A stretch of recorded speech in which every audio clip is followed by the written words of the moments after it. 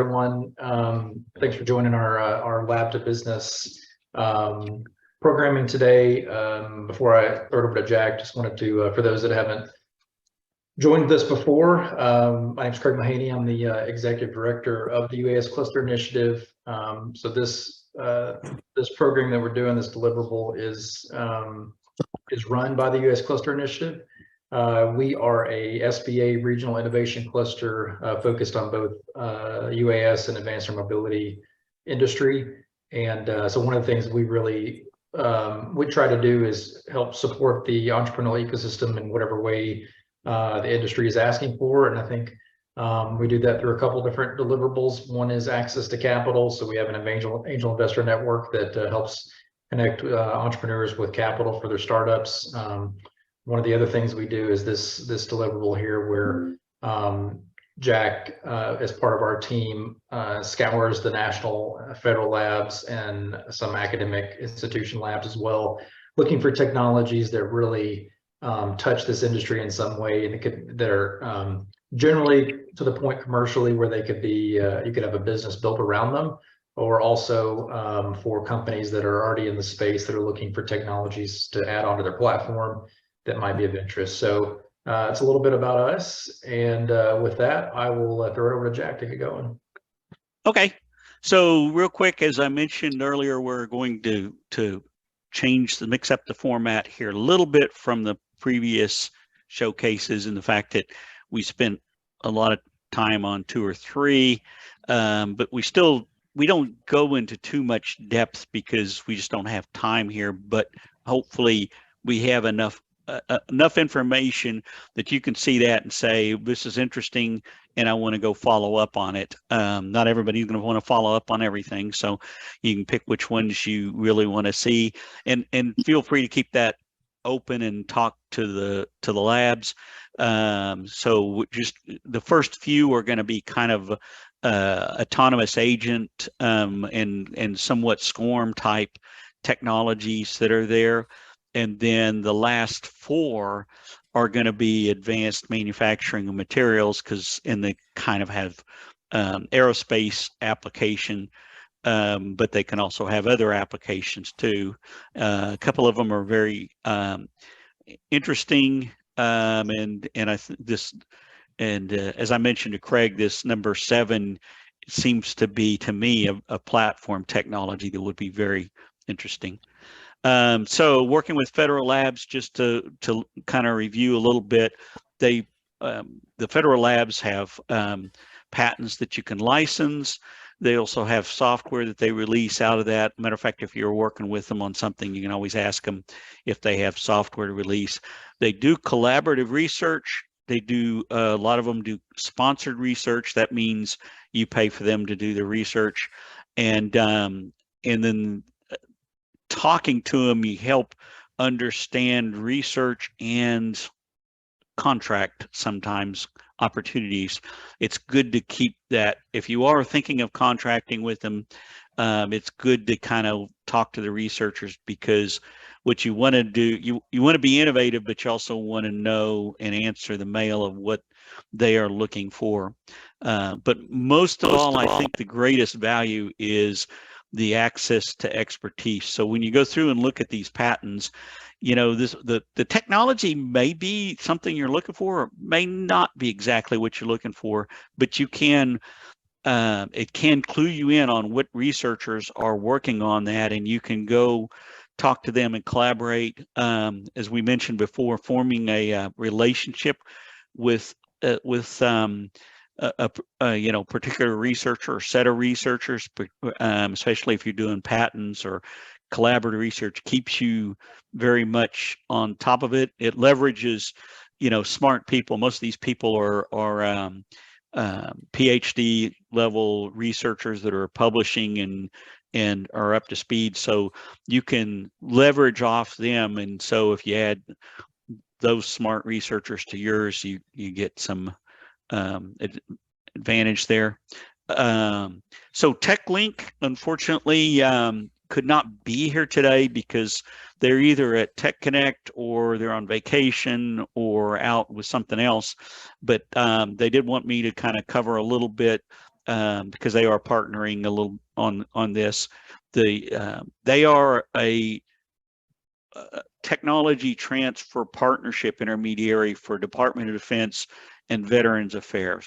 We really don't talk about Veterans Affairs technologies here. Those are mostly in the medical space, obviously, but it's there. But they do provide a lot of services to help consult and advise you at no cost to your business. They can help you navigate the labs. They can help you talk through the licensing activity, and even on some of them, I mentioned the partnerships and stuff like that. They also have a very extensive, very good database of both the DoD and VA available technologies on their website. As a matter of fact, I use that a lot to go find things and do my research. So you can see Derek's email on there and the TechLink website. If you really want to get a hold of Derek too, I have his phone number I can provide to you. Just slip me a note, let me know. He said that's fine to share that with everybody. So having said all that, we're going to get started here. The first one, like I said, we're going to kind of go through this a high level, but this is autonomous agent scheduling. So it's a system to manage a network of autonomous agents to accomplish a set of goals and tasks. So you may have a number of vehicles and driverless, including driverless cars, UAVs, agents, or even things like Alexa. There's service agents. You know, an agent may be something that is, you know, taking imagery or something like that. And so this was from, and we'll go into more detail in a minute, from the Naval Surface Warfare Center in Panama City. The next one will be from them too. So they're doing a lot of work in this area. So agents are, I worked with them previously a bit, goal-directed software computational programs. And so they can take what's going on in their environment and external things and make independent decisions and focus on, you know, accomplishing the goals that are defined for them. You know, you run into these things on call centers and chats sometimes. Sometimes they can be frustrating, but you know, that's sometimes it's simple versions that they're using for you know, the cable system or something like that. But using a network of autonomous agent to, you know, accomplish enterprise goals, it addresses a lot of problems: efficiency, scalability, some real-time response, and cost reduction. But they also, you know, having them all, it's kind of like having a you know, a set of workers. You know, they all have their little assignment and you send them all off, but they're all kind of acting independently and aren't necessarily coordinated. So this software is to help coordinate those agents that are out there and avoid, you know, problems that may have there. So the system to manage that these, you know, to both efficiently and securely, you know, and they can include, I mentioned, driverless vehicles or UAVs, but other things. There's a scheduling centric approach, because as it comes down to it, that, you know, the way I've viewed what I looked at in this technology, they optimized for time, because usually that's kind of where that your end goal happens. But you'll see that there are other constraints and situations, including fuel, you know, power, you know, cost, capabilities of the agents, and what they're doing. And it, let's see, it goes through here. And so you can execute various types of customer support, imagery, surveillance, data analysis, scheduling, and things like that.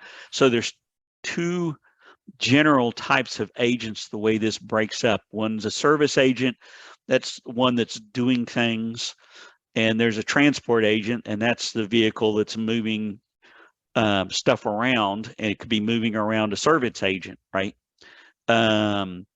And so that's the way this system is structured in there, and it's the ultimate goal, because they can have different sorts of constraints and things like a transport agent usually is how much energy or fuel or whatever it has left and what it has to do and the distance it has to travel, whereas a service agent may be, once you get me there, I'm going to take pictures, or I'm going to go measure these type of things, stuff like that.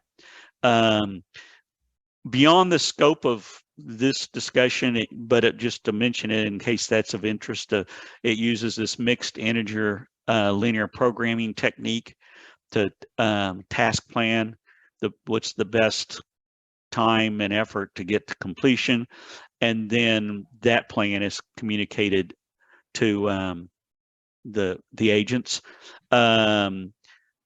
So in here you can see the patent. It has an issued patent. It expires in 2038. So there's a fair amount. There's another 15 years or so to work with on there. You can work with, again, TechLink to license the software, and the researchers usually have a interest in collaborating. So the next one is a little bit more of a limited situation case of that. It's called agent conflict resolution, so it's a system that resolves duplicate task conflicts among autonomous agents that and then it works to maintain the overall make space, which is what the time frame and what it takes to do to complete the objective. And it does that where maybe communication is limited, or you may not want, it coordinated all the way across the fleet that you're working on. And it uses what's called a generous agent algorithm to deconflict tasks from distinct teams that happen to come in contact with each other. It's out of the Naval Surface Warfare Center in Panama City. It's some of the same research as the one before. So basically, as you have these more autonomous agents and they're being utilized, they're going across a varied set of situations. They may run into each other in cases, and frankly, I kind of kept looking at this and was trying to come up with good examples. I could see where it happens, but I was trying to decide how often that happens. But then again, unless you're, I guess, running a lot of agents, you may not know that. But what happens is if the agents have a lot of tasks or goals, and maybe they're trying to, for whatever the system did, it may be setting one or more of them, or two or more of them, out to do the same thing.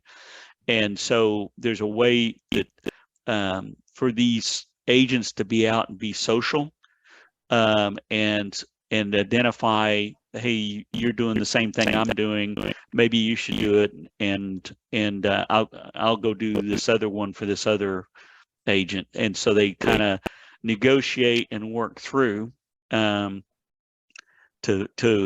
improve cooperation across getting these tasks done.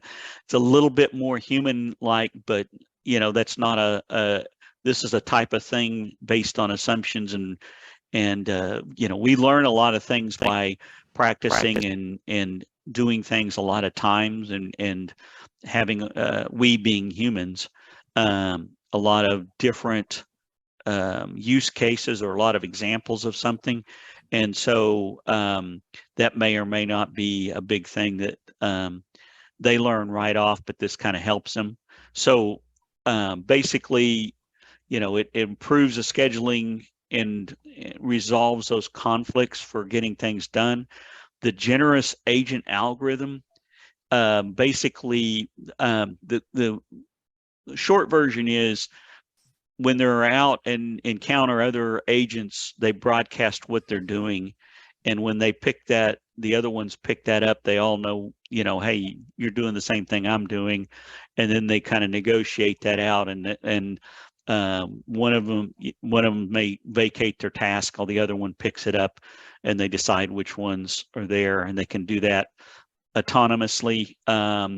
They may be, you know, and when they cannot talk to this larger program and larger team, and it also saves the computing complexity with the larger team. So again, this patent it's a little bit after the other one. It's, you know, expires in August of 2040. And again, to mention, if you're looking, these were 2 patents. There's more kind of in this out of this group, but if you are kind of working in this space, you know, these technologies may be of somewhat interest, but if they're not perfect or they're not fit, you know, it's good to go talk to the researchers. You can find their name on the patent, but I talk to the TechLink people, and they can help you get in contact with them and talk to them on what research, what's the latest, and see if there's common grounds for collaboration. This next one is kind of interesting and kind of basic, and I'm not sure how much of a business case, but the last 3, TechLink wanted to go present these 3. They included this one. It doesn't have a lot of time left on its patent, but we'll cover that in a minute. So it's a counter swarm system that uses a group of UAVs to neutralize an attacking swarm wherever it may be come from. It's out of the Naval Surface Warfare Center Weapons Division. So what they're looking is these asymmetric threats, and you've heard some of them where, like, you may have a lot of small boats that are coming in attacking a warship, or you may have something on the ground attacking a front where you're sending them, or even in the air. So there may be a swarm of agents coming at you, and so this and so you got to go counter that threat. This is a system that has a set of a swarm of counter UAVs that can organize itself and prioritize and set off to kind of neutralize those threats, decide which ones are which. It kind of designates one as the oracle or the group leader, and then it sets and kind of works with the rest of them to decide where the priorities and which ones to attack, and how based on the probability of interception and things like that. And let's see, I'm trying to think if there's anything else in there. It's a basic concept. You have to decide if that's something you're trying to do. That does sound like they do have 3 patents. They expire in starting November of next year and go the November year after that. So they are very late. TechLink seemed to indicate that they do kind of want to work with people. They do have these also as an express license. An express license is an option a lot of the federal labs have, where you can sign a license to use the technology, you know, almost within a week, by just getting these terms, with the note that those are usually non-exclusive licenses.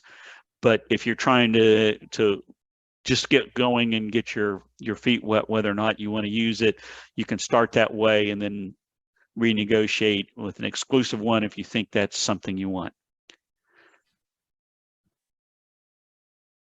Now we're on to the additive manufacturing. Let's see. So there's several of them. There's 4 of them here. This is an interesting one. So additive manufacturing that has kind of a real-time quality management system built in. It's a method includes process monitoring and measurement you can adaptive control additive manufacturing operations or process. This is out of the Naval Surface Warfare Center at Corona.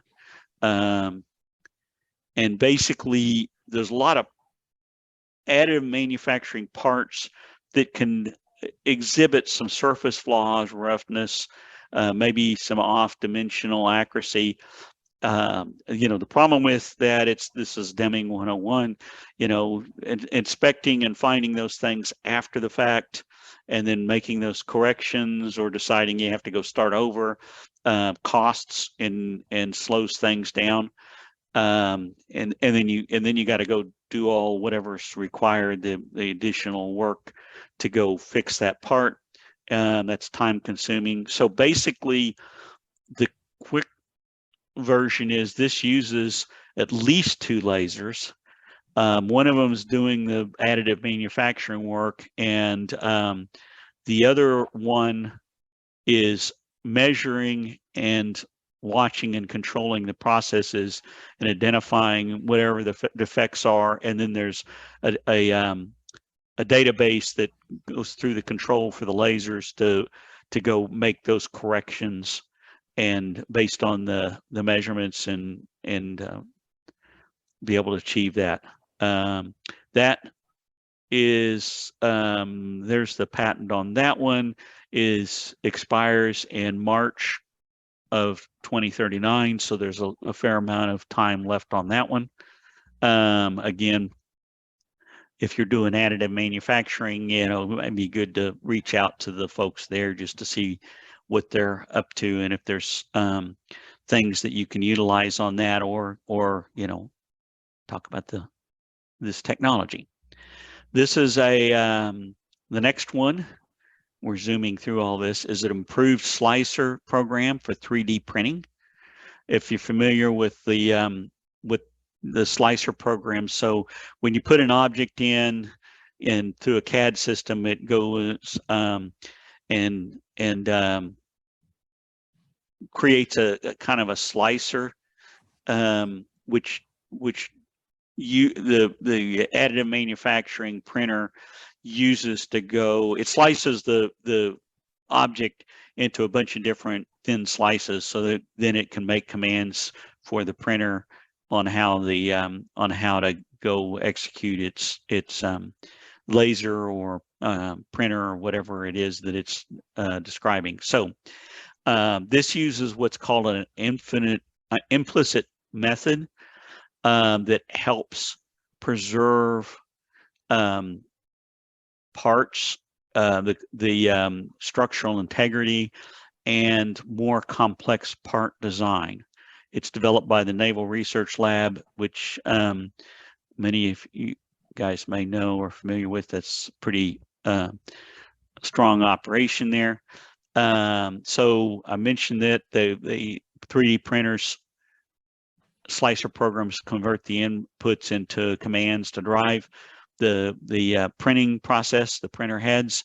They normally apply predetermined geometric transformations to each slice and don't necessarily account for all the aspects that you want to worry about in the geometry and structure and all, which can lead to structural problems and thin walls and things like that.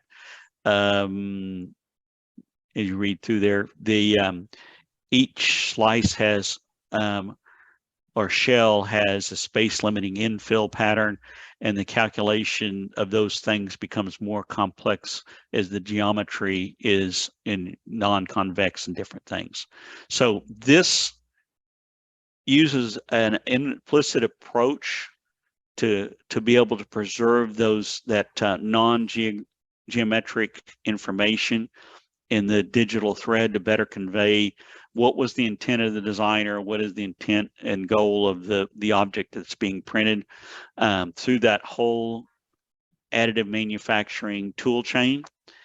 The method can be applied to generalize and very complex components that are coming along more and more increasingly in additive manufacturing. Matter of fact, that's one of the, as you may know, the advantages of additive manufacturing is you can make things that you can't make any other way, especially complex ones, and generate the support structure, the tool path can capture at least try to maintain the physics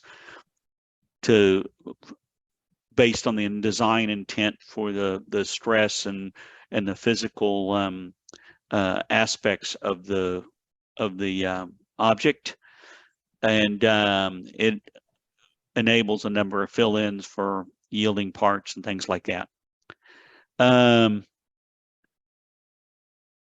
It's a patent for expires in October of 2038, so there's still a fair amount of time on there. And again, the same thing, you can license that, talk to researchers if those are type of things you're working with and stuff like that. This next one is slightly different. It's more of a material, but it does include some advanced manufacturing, and it's a hollow sphere with high strength and stiffness. It's a foam, a metallic foam made of these amorphous spheres, hollow spheres, and they're very high strength and stiffness, but lightweight, and made of these microscopic or metallic glass bubbles. They're about the diameter of a human hair, and they can withstand a lot of structural shock, strength, and things like that. Also from the Naval Surface Warfare Center in Corona. There's a lot of, we'll see in a minute, there's a lot of work and there's a lot of patents behind this one. So the opportunity is a suite of technologies using foams made from these spheres.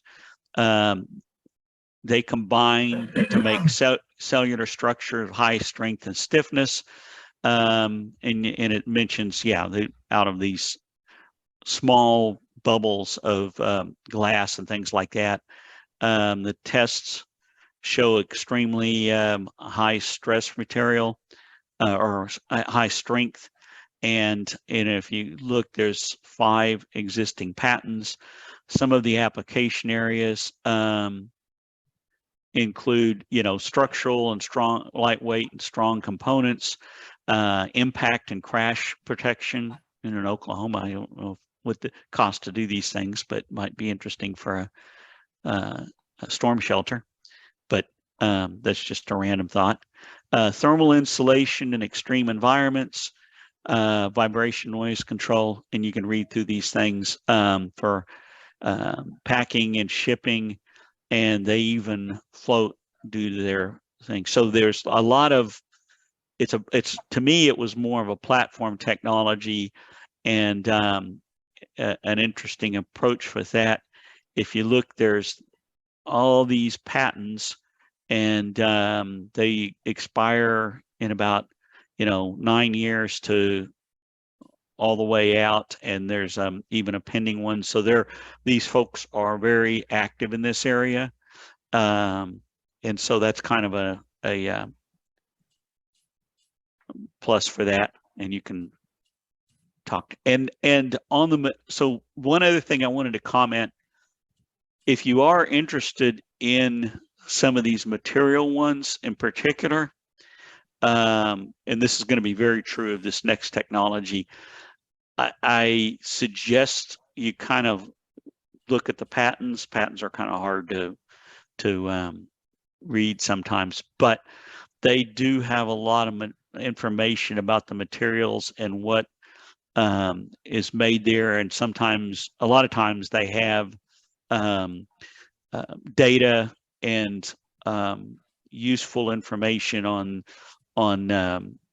the strength and what tests they have run in there. So because that's kind of a thing with patents there. So the last one here is a manufactured, improved composite part for the basically toughened and self-healing composite parts without introducing additional weight. It's from U.S. Army DEVCOM and Aviation Missile Center. Let's see. So composite materials, if you're familiar, have a couple challenges in the fact that once you lay those things down, it's difficult to see if there's damage below the surface, and they're being used in a whole lot of things, airplane wings and everything else. And so the way you detect that is you have to go use some high cost, high interest, external inspection type systems that can range from X-rays to type of a thermography where they flash heat in there and see how the heat properties are in there and stuff like that. And repairing these parts can be challenging. So trying to get these stronger materials that are more resistant to the structural damage, but still staying within the weight is the challenge. And so they want to have this strong self-repairing composite material. So what's unique here is they have two layers that are kind of the classic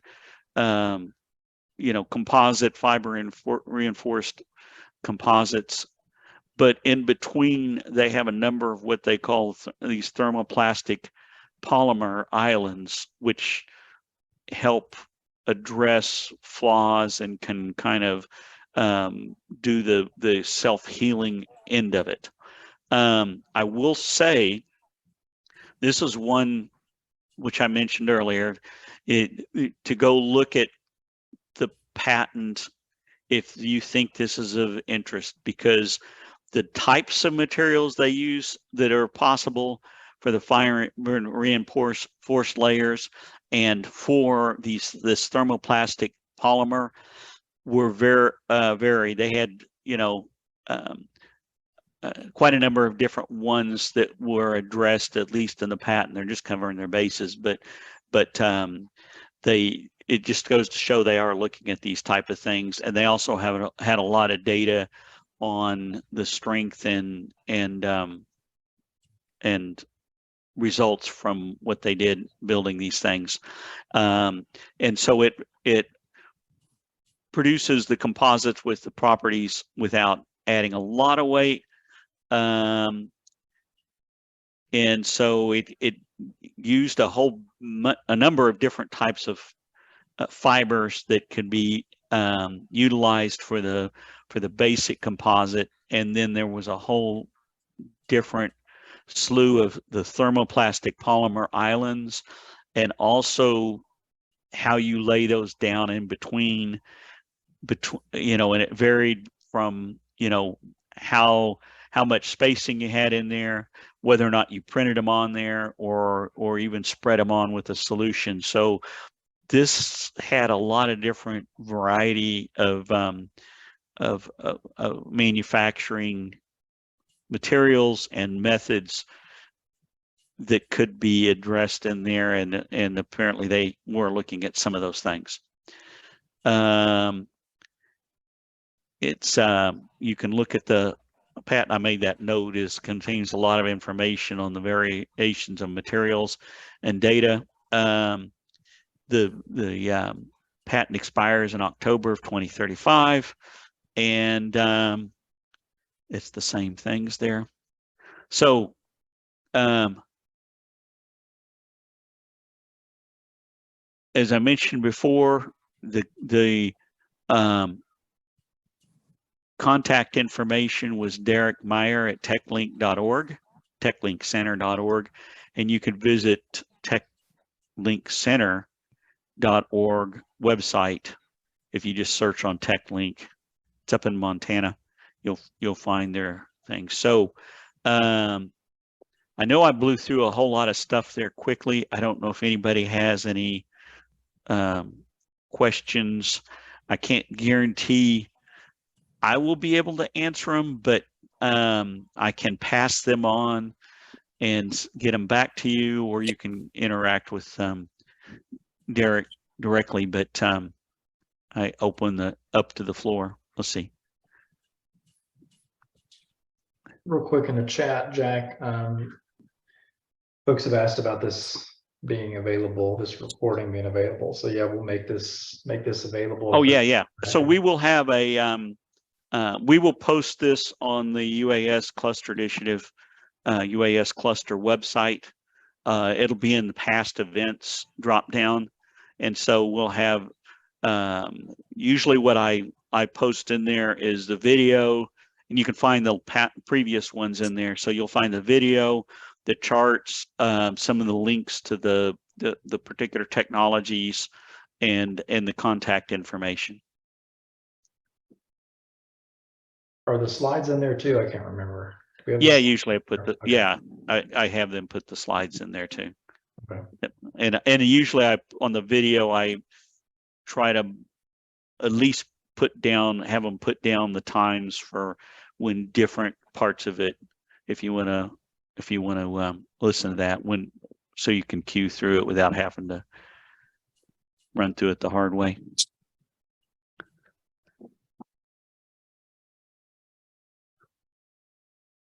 Anything else? I put the link for the website in there. Yeah, there you go. Thank you. Let's see. So that is mostly what we have here. We will thanks for coming and coming with us here today, and being with us here today. There's a survey you will receive. Let us know what you think. If any and all feedback is welcome, because we just want to make this better and useful for y'all. And so you'll see that survey. I believe it comes from Emily, or maybe the UAS cluster, but in the next day or so. And if you have any more questions, speak up now, or else we're done here. All right. Thanks, Jack. You bet, Craig. Thank you.